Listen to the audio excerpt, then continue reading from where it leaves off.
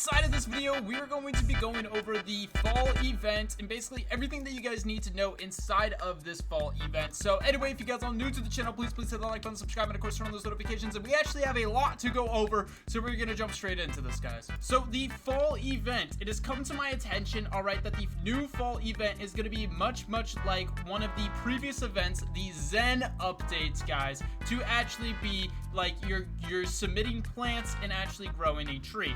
Or actually, it's going to be more similar to the Beanstalk event, guys. If you guys do remember, the Beanstalk event actually required you to get certain types of crops, guys. You might have like berries, fruits, leafy plants, and stuff like that. This is going to work the exact same way to actually grow the fall tree. Alright, guys, so let's go over what types of plants it's actually going to ask for here right now. This way, guys, you can actually fill up your plots full of these sorts of plants here, guys, so then when the update actually does come out, you're all set to go with any type of plant that it actually asks for. So it's going to ask for berry plants. Here are all the listed berry plants that would work, guys, some of them actually being unobtainable.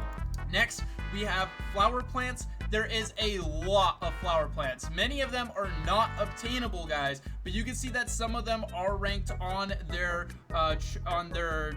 rarity, guys. So you can see that the rarer the crop is, the more points you're actually going to get. The rose, being uncommon, only gives you 2 points, while the bone blossom down here, which is transcendent, will actually give you 8 points right here, guys. All right, moving on, we actually have fruit plants, all right, which is all of these. Again, there is an absolute ton of these plants here, guys. Again, feel free to pause the game or pause the video and actually go and look at all of the different types of crops that you could actually use. Next, we have leafy, and again, a super extensive list here, guys. And moving on, we have the sweet, okay, tons of more. All right, not as much as the leafy or the fruit. Tropical is much less. It's only these right here, most of them actually being unobtainable, but you can still get like bananas somehow. I don't even know how to get bananas.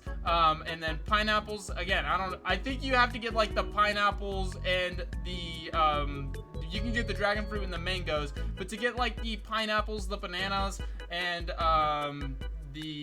those two, I think you have to go over to the traveling merchant and get it that way. Vegetables, here are all of the different vegetables, guys, okay?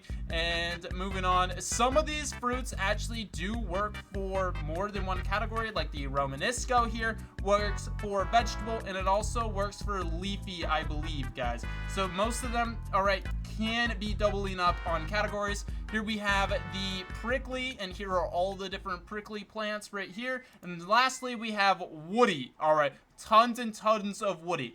Woody, you kind of just have to look, does it grow on a tree? Yes, it does. That means it's woody. So that's all you need to really pay attention to. Next things next is we actually have these two things right here. We have a new seed shop stock. So we have the, this is hard to say.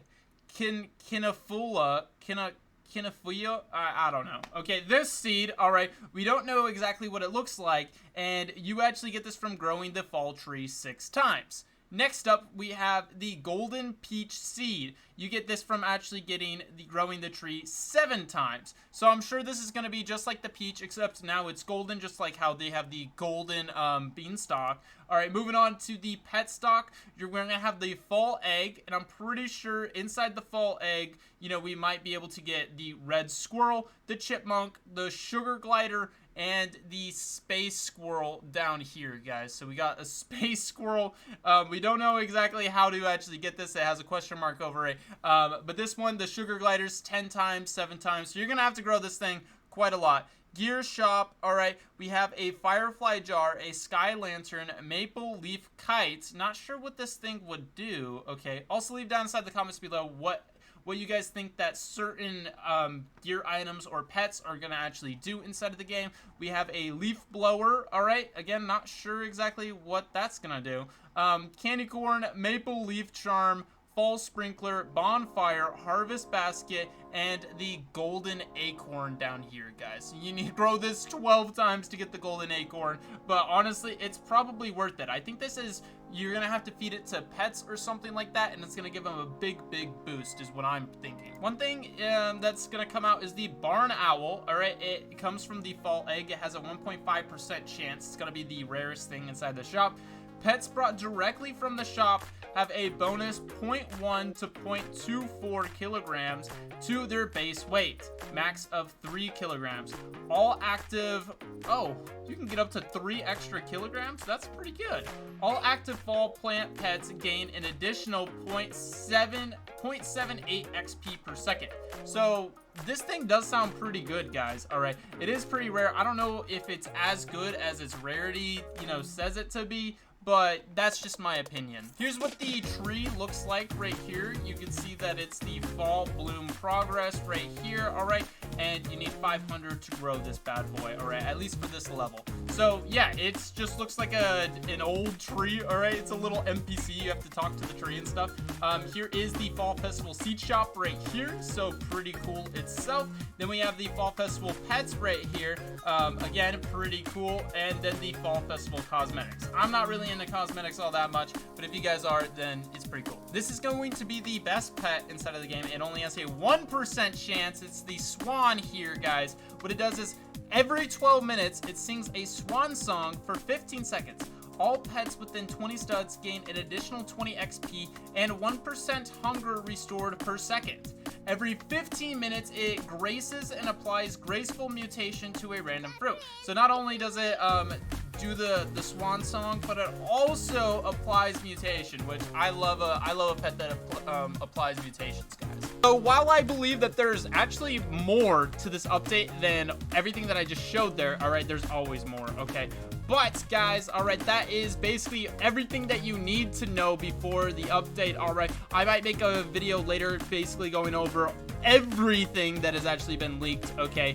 But for this point in time, that's just what you need to know, okay? So what you guys probably should do is go look at all of the seeds that all the plants that I just showed you earlier inside the video, and make sure you have planted at least a few of them, all right, from each category on your plot, guys, all right? It would be even better if you can go over here and, load up another save slot, okay? That would also be really cool.